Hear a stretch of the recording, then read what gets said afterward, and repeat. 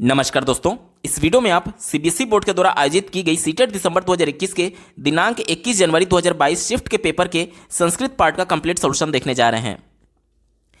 यह संस्कृत पार्ट का अंतिम पेपर है।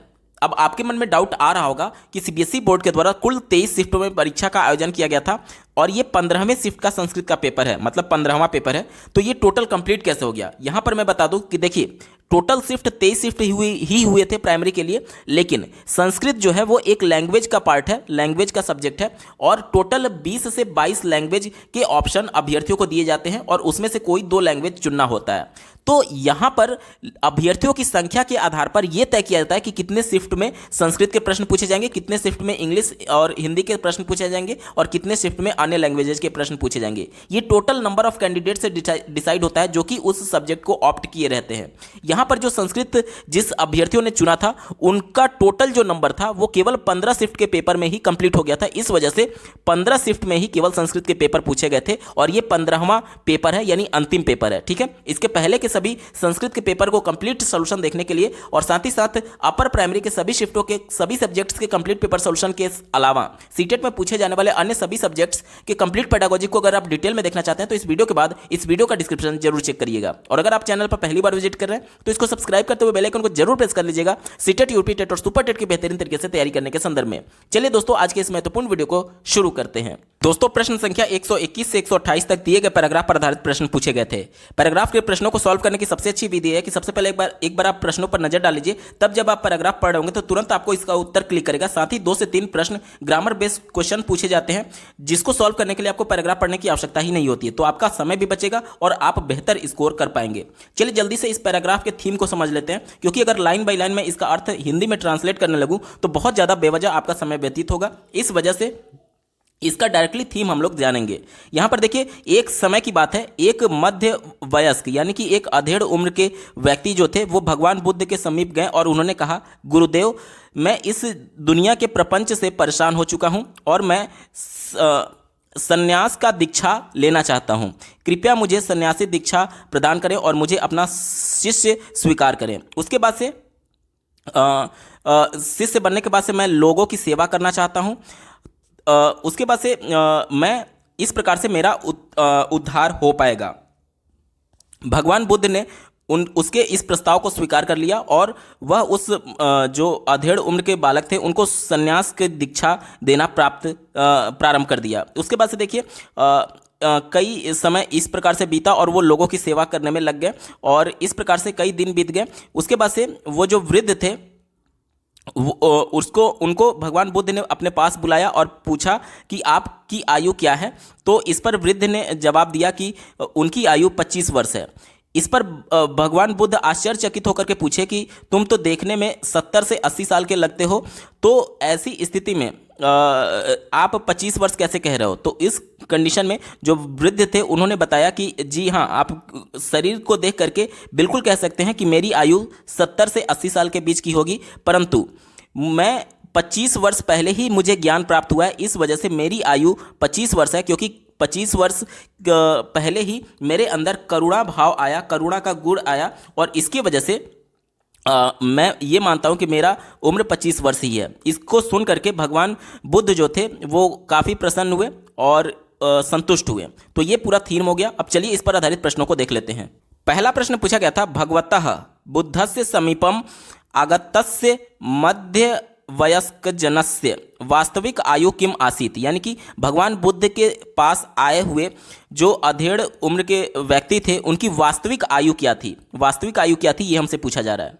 देखिए, भगवान बुद्ध के पास जब वो पहली बार आए थे दीक्षा लेने के लिए, उस समय की आयु पूछी जा रही है। ठीक है, और यहाँ पर दिया गया है कि देखिए, भगवान बुद्ध ने कहा, आश्चर्यचकित होकर के कहा कि तुम्हें देख करके तो ये प्रतीत होता है कि तुम 70 से 80 साल के हो। ठीक है, 80 साल की बात की गई थी और उन्होंने 25 साल तक दीक्षा ग्रहण किया था। तो 80 साल अभी वर्तमान आयु है और इसमें 25 साल वो दीक्षा ग्रहण किए थे, यानी कि इसमें से अगर घटा दिया जाए तो जो 55 साल आएगा वो उनकी उस समय की आयु थी जब वो भगवान बुद्ध के पास आए थे। तो वास्तविक आयु क्या हो गई जब भगवान बुद्ध के पास आए थे? 55 साल।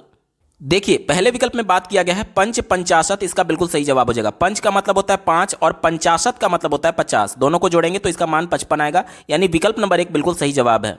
अगला प्रश्न पूछा गया था, सः मध्य वयस्कः जनकस्मात् खिन्नः भगवतः बुद्धस्य समीपम आगतवान, यानी कि जो अधेड़ व्यक्ति था वो किससे खिन्न होकर के भगवान बुद्ध के समीप आया था? तो वो सांसारिक जीवन से खिन्न होकर के, यानी कि संसार के जो प्रपंच थे, षड्यंत्र थे, उससे खिन्न होकर के वो भगवान बुद्ध के पास आया था। तो ऑप्शन क्या हो जाएगा? विकल्प नंबर 2 सांसारिक जीवनम इसका बिल्कुल सही जवाब है। अगला प्रश्न पूछा गया था, मध्य वयस्कः सः जनः बुद्ध देवात काम दीक्षा स्वीकृतवान, यानी कि मध्य वयस्क जो था, यानी जो अधेड़ व्यक्ति था, उसके किस प्रस्ताव को भगवान बुद्ध ने स्वीकार किया था? तो किस प्रकार की दीक्षा की बात की गई है? तो यहाँ पर देखिए सन्यासी दीक्षा की बात की गई थी पैराग्राफ में। तो उत्तर नंबर 4 यहाँ पर बिल्कुल सही जवाब हो जाएगा। अगला प्रश्न पूछा गया था, वृद्धः दर्शनेन कति वयस्कः दृश्यते स्मः, यानी कि ये पूछा जा रहा है कि जो वृद्ध व्यक्ति थे वो देखने में कितने वर्ष के लग रहे थे? यहाँ पर आप इसका उत्तर देख सकते हैं। भगवान बुद्ध ने आश्चर्यचकित होकर के पूछा था कि तुम देखने में तो सप्तति वर्षीय, यानी कि 70 साल, और 80 वर्षीय, 80 का मतलब होता है 80, यानी 70 से 80 साल के वो लग रहे थे देखने में। उत्तर क्या हो जाएगा दिए गए विकल्प में? देखिए ऑप्शन नंबर 3 70 से 80 साल इसका बिल्कुल एप्रोप्रिएट होगा। अगला प्रश्न पूछा गया था, भगवान बुद्ध अत्यंतम संतुष्ट, यानी भगवान बुद्ध अत्यंत संतुष्ट थे, कथायाम अत्यंतम इत्यर्थे प्रयुक्तम अवयवम किम, यानी कि कथा के अंत में ये किसके लिए प्रयुक्त किया गया है, ये हमसे पूछा जा रहा है। यहां पर आप इसका उत्तर देख सकते हैं, एतत् श्रुत्वा भगवान बुद्ध नितरामम संतुष्टः जाता। उत्तर क्या हो जाएगा? नितराम। दिए गए विकल्प में देखिए ऑप्शन नंबर 2 में नितराम की बात की गई, विकल्प नंबर 2 बिल्कुल एप्रोप्रिएट होगा। अगला प्रश्न पूछा गया है, प्रापंचिक व्यवहारात जुगुप्सितः अस्मि इति वाक्यस्य अर्थ, यानी कि इस वाक्य का अर्थ क्या है? तो यहाँ पर जो वयस्क व्यक्ति थे वो जब भगवान बुद्ध के पास गए थे तो उन्होंने ये वाक्य बोला था, यानी कि वो सांसारिक प्रपंच से, संसार के व्यवहार से बहुत ज़्यादा एक तरीके से क्षुब्ध हो गए थे और उनको संसार से घृणा हो गई थी। तो दिए गए विकल्प में देखिए ऑप्शन नंबर 2 में बात की गई है, मम संसारात घृणा अस्ति, विकल्प नंबर 2 बिल्कुल सटीक जवाब है। अगला प्रश्न पूछा गया था, भगवतः बुद्धस्य शिष्य यत्वं गृहत जनस्य दिनानि कथम यापितानि, यानी कि भगवान बुद्ध के जो शिष्य थे वो घर पर दिन में क्या करते थे, ये हमसे पूछा जा रहा है। तो ये देखिए, उपदेश कथेन जन सेवाय च, यानी उपदेश कहते थे और लोगों की सेवा करते थे, विकल्प नंबर 1 बिल्कुल एप्रोप्रिएट है और यही इसका सटीक जवाब होगा। अगला प्रश्न पूछा गया था, यदा भगवतः ज्ञानम प्राप्तम तदा तस्मिन जने किम परिवर्तनम जातम, यानी कि जब उन्हें भगवत ज्ञान प्राप्त हो गया तब उन वृद्ध व्यक्ति में किस प्रकार का परिवर्तन हुआ? यहां पर आप इसका उत्तर देख सकते हैं, ततः एव मयि करुणादयः गुणा उत्पन्नाः, यानी कि वो करुणामय हो गए थे भगवत ज्ञान प्राप्त करके। ठीक है, दिए गए विकल्प में देखिए ऑप्शन नंबर 2 में बात की गई है, करुणादयः सद्गुणा तस्मिन उत्पन्नाः, विकल्प नंबर 2 बिल्कुल सटीक जवाब है। दोस्तों प्रश्न संख्या 129 से 135 तक एक अन्य पैराग्राफ पर पूछा गया था, इसके भी थीम को जल्दी से देख लेते हैं। ये एक कहानी दिया गया है, कृष्णदेव जो कि एक राजा थे और उनके कुछ मंत्रियों की कहानी है। एक प्रमुख मंत्री जो कि बहुत बुद्धिमान थे, तेनालीराम, उनके बारे में, और वहाँ पर उनके जो और कवि थे उनके संबंध में उन्होंने एक बार सभी अपने जो भी मंत्री थे उनको बुलाया और उनको 50-50 स्वर्ण मुद्रा दिया और सबसे बोला कि तुम अपने प्रसन्न का, अपने मतलब मनपसंद का कुछ भी खरीद सकते हो, लेकिन एक शर्त है कि कुछ भी खरीदने से पहले तुम्हें मेरे मुख का दर्शन करना अनिवार्य होगा। ठीक है, इस बात को सुनकर के सभी खुश हुए, 50-50 स्वर्ण मुद्रा प्राप्त करके, और वो अगले दिन और एक शर्त उन्होंने ये भी रखा था कि इस धन को तुम्हें 1 सप्ताह में ही खर्च करना है और आने वाले 1 सप्ताह के बाद आकर के मुझे रिपोर्ट करना। राजा ने बोला था कि आपने क्या खरीदा है मुझे बताना। ठीक है, तो उसके बाद से अगले दिन ही सभी आपड़म मतलब होता है बाजार चले गए कुछ कुछ सामान खरीदने के लिए, क्योंकि उन्हें लग रहा था कि अगर 1 हफ्ते का समय बीत जाएगा तो ये पैसे हमें वापस करना पड़ेगा सरकार को। लेकिन शर्त चूंकि ये रखी गई थी कि पहले राजा के मुख का दर्शन करना होगा, इस वजह से वो सभी बाजार में, उनको ये लग रहा था कि राजा रोज बाजार आते ही हैं तो रोज बाजार आते हैं तो आज भी आएंगे। इसी प्रकार से 7 दिन वो लगातार इंतजार करते रहे, लेकिन राजा किसी भी दिन बाजार नहीं आए और उनको उनका दर्शन नहीं हुआ और जिसकी वजह से वो 1 भी रुपया खर्चा नहीं कर पाए। उसके बाद से समय बीतने के बाद से वो जितने भी मंत्री थे जिसको पैसे दिए गए थे उनको राजा ने बुलाया और पूछा कि आपने क्या खर्चा किया, कहाँ पर क्या खरीदा। तो सभी ने मना कर दिया कि हमने कुछ नहीं खरीदा क्योंकि आपके दर्शन नहीं हो पाए थे, आप एक भी दिन बाजार नहीं आए। इसके बाद से उन्होंने जो तेनालीराम था उससे पूछा कि आपने क्या खरीदा। राजा ने पूछा तो तेनालीराम ने बोला कि मैंने सभी पैसे खर्च कर दिए, मैंने अपना सामान खरीद लिया है। तो वो बोले कि तुम बिना मेरा मुख देखे कैसे खरीद सकते हो, मैंने ये शर्त रखी थी। तो अब तेनालीराम ने बोला कि जो मुद्राएं आपने मुझे दी थी, स्वर्ण मुद्रा दी थी, उसके पीछे आपका इमेज था, आपका चित्र बना हुआ था। उसी चित्र को देख करके प्रत्येक वस्तु खरीदने से पहले मैं चित्र को देख लेता था और वस्तु को खरीदता था। उनके इस उत्तर को सुन करके जो राजा थे वो बहुत प्रसन्न हुए और उनको बुद्धिमत्ता को देख करके शाबाशी दिए, और इस प्रकार से ये पूरा कहानी खत्म होता है। ठीक है, तो ये पूरा थीम हो गया। चलिए इस पर आधारित प्रश्नों को देख लेते हैं। पहला प्रश्न पूछा गया था कृष्णदेवरायः कः आसीत्, यानी कि कृष्णदेवराय कौन थे। तो ये एक राजा थे। ऑप्शन नंबर 1 में बात की गई राजा, इसका बिल्कुल सटीक जवाब होगा। अगला प्रश्न पूछा गया था प्रत्युत्पन्नमतिता कस्य आसीत्, यानी कि प्रत्युत्पन्नमतिता किसके में था। यानी कि प्रत्युत्पन्नमिता का मतलब होता है कि जो अति शीघ्र सोचने वाला हो या फिर समझने की शक्ति जिसमें ज़्यादा हो। तो ये एक मंत्री था जिसका नाम तेनालीराम था। तो ऑप्शन नंबर 2 तेनालीरामस्य इसका बिल्कुल सटीक जवाब होगा। अगला प्रश्न पूछा गया था अन्येद्युः इति पदस्य अर्थः, तो इसका अर्थ हो जाएगा अपरस्मिन् दिवसे। अपरस्मिन् दिवसे इसका बिल्कुल सटीक जवाब है।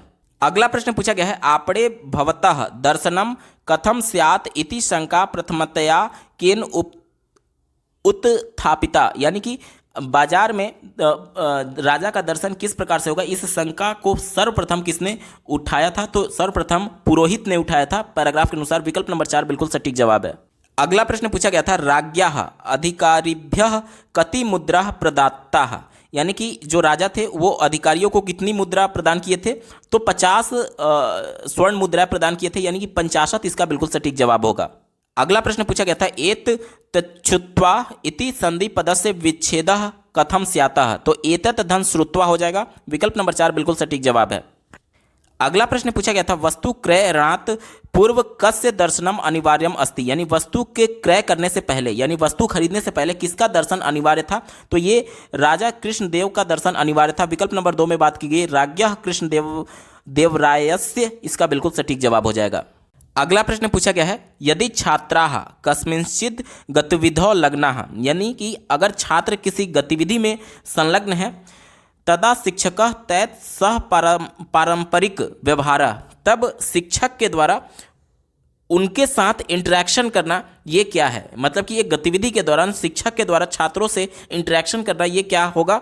तो इसका उत्तर क्या होगा, देखिए पहला विकल्प दिया गया है संदर्भानुसारम भाषाया संप्रेषणस्य च विकासे सहायका भवति, यानी कि जो संदर्भ है, जिस भी गतिविधि के बारे में बच्चे लगे होंगे, मान लीजिए ये गणित या फिर इस प्रकार से विज्ञान का कोई गतिविधि बच्चे कर रहे हैं, विज्ञान का गतिविधि कर रहे हैं, तो उस पर्टिकुलर संदर्भ यानी उस विज्ञान को तो समझ ही पा रहे हैं बच्चे, साथ ही साथ जब शिक्षक के द्वारा इंटरेक्शन किया जा रहा है, बच्चों से बातचीत की जा रही है, तो वो भाषा का भी समझ पा रहे हैं, यानी कि उनमें संप्रेषण कौशल भी विकसित हो रहा है। ऑप्शन नंबर 1 बिल्कुल अप्रोप्रिएट होगा और यही इसका सटीक जवाब है। अगला प्रश्न पूछा गया था यदि बालाः स्वपरिवेशे द्वयोः भाषायोः श्रवणं कुर्वन्ति, यानी कि अगर जो बालक है वो अपने परिवेश में 2 भाषाओं को सुनता है, तर्हिम एवं भाषाद्वयं प्रति उद्वासनम, यानी कि तब उसका ये 2 भाषा का जो एक्सपोजर है वो उसको क्या करेगा। तो देखिए विकल्प नंबर 2 इसका सही जवाब है बालेभ्यः अनुकूलम भविष्यति, यानी कि बालक के लिए अनुकूल है, क्योंकि बच्चे जब औपचारिक तरीके से विद्यालय में जाएंगे तो वो विभिन्न प्रकार के अलग अलग सांस्कृतिक बच्चों से मिल रहे होंगे जिनकी भाषा अलग हो सकती है, मातृभाषा अलग हो सकती है। तो एनसीएफ 2005 यही कहता है बहुभाषिकता के संदर्भ में कि अगर बच्चे अपनी मातृभाषा से प्रारंभ करके अन्य भाषाओं के बारे में सीखते हैं तो ये बच्चे के लिए अनुकूल है, क्योंकि ये एक संसाधन के तौर पर देखा जाता है। इसलिए ऑप्शन नंबर 2 बिल्कुल पॉजिटिव होगा और यही इसका सटीक जवाब है। अगला प्रश्न पूछा गया था बालानाम भाषा विकासे सर्वतो महत्वपूर्णम अंगम अस्ति, यानी कि बालक के भाषा विकास में सबसे महत्वपूर्ण क्या होता है। तो बालक को जितना ज़्यादा अवसर दिया जाएगा नेचुरल इन्वायरमेंट में उस भाषा का प्रयोग करने के संदर्भ में, उतना ही बच्चे में भाषा विकास होगा, यानी कि यहाँ पर बच्चे के लिए अवसर इंपॉर्टेंट है। विकल्प नंबर 1 बिल्कुल अप्रोप्रिएट होगा और यही इसका सटीक जवाब है। अगला प्रश्न पूछा गया था लेखन शिक्षणे बालानाम स्वच्छंद आरेखनम एकम महत्वपूर्णम चरणम अस्ति यदा तदा बालाः प्रयासम कुर्वन्ति, यानी कि बालक के द्वारा जब लिखना प्रारंभ किया जाता है तो स्वच्छंद आरेखम, यानी कि अपनी इच्छा से वो आड़ी तिरछी इस प्रकार से रेखाएं खींच रहा होता है, कभी गोला बना रहा होता है, कभी इस प्रकार से कुछ भी आड़ी तिरछी रेखाएं खींच रहा होता है, जिसे स्वच्छंद आरेख कहा गया। ठीक है, तो ये एक महत्वपूर्ण चरण माना जाता है। क्यों माना जाता है ये हमसे पूछा जा रहा है। तो देखिए ऑप्शन नंबर 2 इसका बिल्कुल सटीक जवाब है। तेभ्यः चिन्हेभ्यः तेषाम कृते अर्थम बोधयुतम, यानी कि जो ये चिन्ह होते हैं, जो ये मार्क्स होते हैं, वो उनको अर्थ एक तरीके से मीनिंग निकालने के संदर्भ में, अर्थ पहचानने के संदर्भ में ये उनकी मदद करते हैं। क्यों? क्योंकि देखिए बच्चे कैसे सीखते हैं, क लिखना कैसे सीखेंगे। पहले आप लोग ने कैसे सीखा था, गोल गोल अंडा, पुलिस का डंडा, बकरी का पूंछ और यहाँ बाबा जी का मोच, इस प्रकार से कुछ बोलते थे। तो ये सब क्या था, ये गोला हो गया, ये पुलिस का डंडा हो गया, ये बकरी का पूंछ हो गया, ये मोच हो गया, ये क्या है, ये चिन्ह ही तो है। इन्हीं चिन्हों का प्रयोग करके बच्चे इस पूरे अक्षर को लिखना सीख पा रहे हैं, यानी कि ये चिन्ह जो होते हैं वो बच्चों के समझ विकसित करने में सहायता प्रदान करते हैं। विकल्प नंबर 2 बिल्कुल अप्रोप्रिएट है और यही इसका सटीक जवाब होगा। अगला प्रश्न पूछा गया था अधोलिखितेषु का उक्ति समचीना, यानी कि दिए गए चारों विकल्पों में से कौन सा एप्रोप्रिएट है हमसे पूछा जा रहा है। चलिए पहले विकल्प से शुरुआत करेंगे।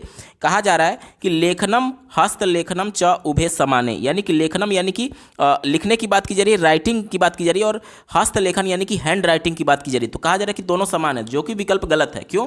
क्योंकि लिखने का मतलब ये होता है कि अपने मौलिक विचारों को, अपने विचारों को अभिव्यक्त करना लिख करके, और हस्तलेखन यानी कि हैंड राइटिंग की केवल बात की जा रही है। ठीक है, किस प्रकार से बच्चे का हैंडराइटिंग अच्छा हो सकता है या फिर थोड़ा आड़ा तिरछा हो सकता है। तो लिखने और हैंडराइटिंग में बहुत अंतर है। लिखना अपने आप विचारों को अभिव्यक्त करना, और हैंडराइटिंग उसका एक मात्र उसका पार्ट हो सकता है। ठीक है, तो ये विकल्प कहना कि दोनों समान है, ये गलत हो गया, हमारा उत्तर नहीं होगा। चौथा देखिए, लेखनम अस्ति उत्पादः, यानी कि लिखना को प्रोडक्ट बताया जा रहा है, जो कि गलत है। क्योंकि लेखन जो होता है वो प्रोसेस अप्रोच होता है, यानी कि कई चरण दर चरण होते हैं। डायरेक्टली हम लोग लिख नहीं रहे होते हैं। जैसे कि अपने मौलिक विचारों को अगर अभिव्यक्त भी करना है तो सबसे पहले हमारे मन में विचारों की उत्तेजना जन्म लेती है, उसके बाद से हम मोटा मोटी आउटलाइन तैयार कर रहे होते हैं कि किस टॉपिक पर क्या लिखना है, उसके बाद से ड्राफ्टिंग करते हैं कि किस हेडिंग के अंतर्गत क्या लिखेंगे, उसके बाद से हम लोग फिर से उसको रीवेरीफाई कर रहे होते हैं कि कहीं करेक्शन की तो आवश्यकता नहीं है, और अगर हमें महसूस होता है तो फिर करेक्शन करेंगे, और फिर से फाइनल ड्राफ्टिंग करने के बाद से फाइनलाइज किया जाता है।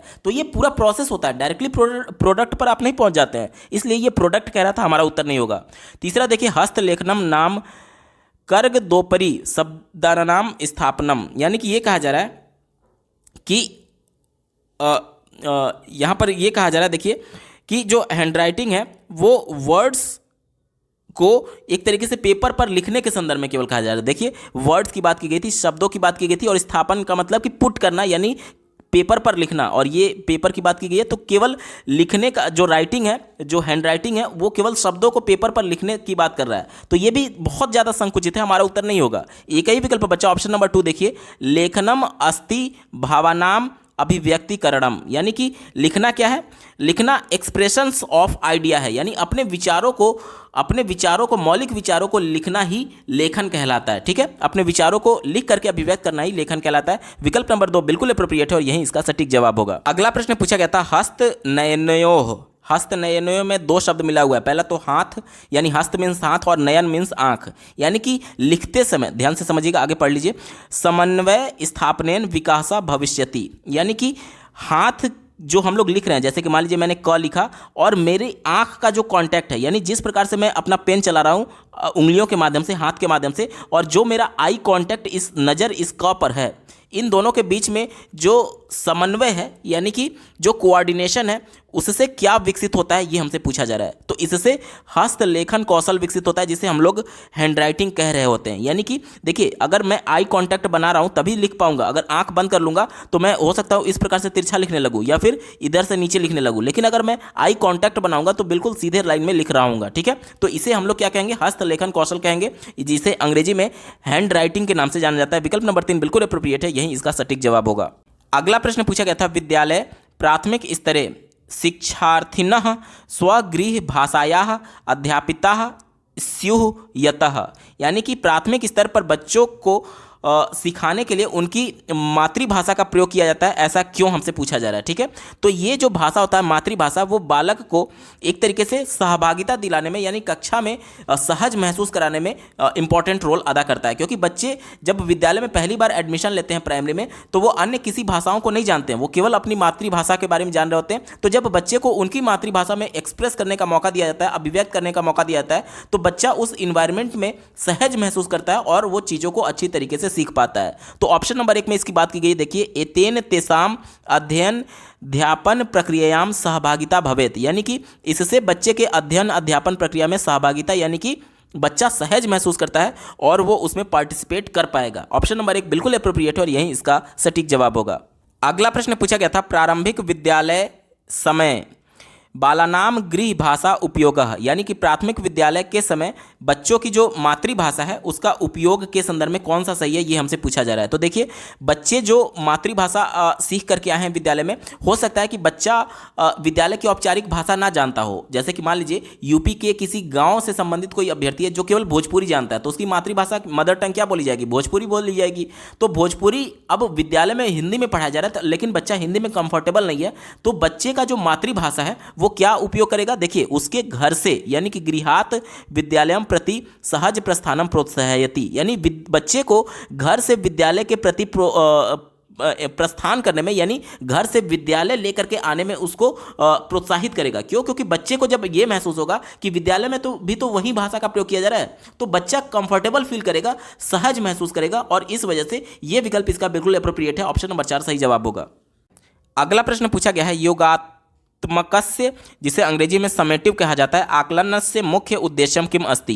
देखिए, दो प्रकार के मूल्यांकन होते हैं, एक होता है योगात्मक और दूसरा होता है रचनात्मक। योगात्मक का मतलब ये हुआ जो आपका सत्र कंप्लीट होने के बाद से, आपका फाइनल सेशन कंप्लीट होने के बाद से जो वार्षिक परीक्षा होती है, या फिर अगर सेमेस्टर परीक्षा पढ़ा ली है तो जो फाइनल सेमेस्टर परीक्षा हो रही होती है उसे हम लोग समेटिव या फिर योगात्मक मूल्यांकन कहते हैं। इसका मुख्य उद्देश्य ये होता है कि बच्चे ने साल भर में कितना सीखा है। अब उसको सिखाने की आवश्यकता नहीं है, उसको सिखाने के लिए मूल्यांकन नहीं किया जा रहा है, बल्कि कितना सीखा है, बच्चे की उपलब्धि क्या है, उसका मापन करने के लिए और उसको अंक प्रदान करने के लिए योगात्मक आकलन किया जाता है। जैसे कि मान लीजिए फाइनल एग्जाम के बाद अगर मान लीजिए आपके नंबर कम है, तो क्या आपको फिर से पढ़ाया जाएगा? नहीं, वो पढ़ाने के लिए आकलन नहीं किया जा रहा है, वो अब आपको फाइनल नंबर देने के लिए और आपकी उपलब्धि तय करने के लिए किया जा रहा है, जो आपका फाइनल एग्जाम होता है। दिए गए विकल्प में देखिए, ऑप्शन नंबर 4 में बात की गई है, छात्राणाम उपलब्धे मापनम अथवा अंकेक्षणम च तथा च गुणवत्ता स्थापनम। विकल्प नंबर 4 बिल्कुल सटीक जवाब है।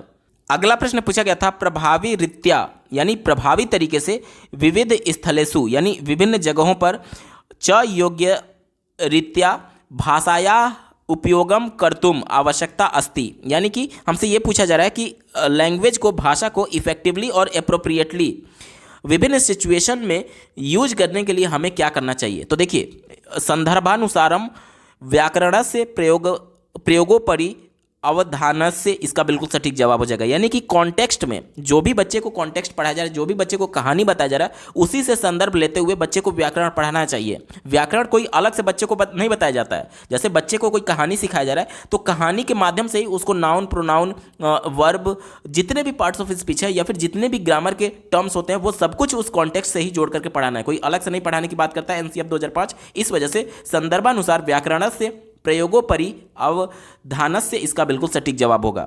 अगला प्रश्न पूछा गया है, भाषायाः कक्षा विषय अधोलिखितेषु किम न उचितम, यानी कि भाषा की कक्षा में निम्नलिखित में से कौन सा संदर्भ सही नहीं है, उचित नहीं है, ये हमसे पूछा जा रहा है। तो देखिए, यहाँ पर ऑप्शन नंबर 2 में बात की गई है।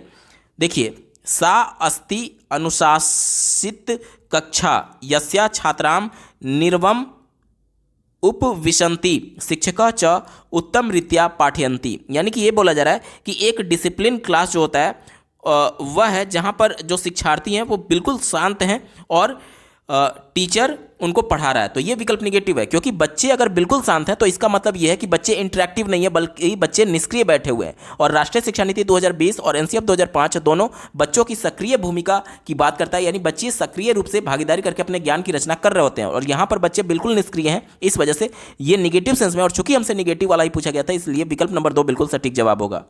अगला प्रश्न पूछा गया था, व्याकरणगत कार्याणी, यानी कि हमसे ये पूछा जा रहा है कि जो ग्रामर टास्क होता है वो क्या है। तो ये संदर्भानुसाराणि भवेयुः इसका बिल्कुल सटीक जवाब हो जाएगा, यानी कि कॉन्टेक्स्ट से जोड़ करके जो व्याकरण है वो बच्चे को बताया जाता है। ठीक है, ऑप्शन नंबर 1 बिल्कुल सटीक जवाब है और यही इसका सही उत्तर होगा।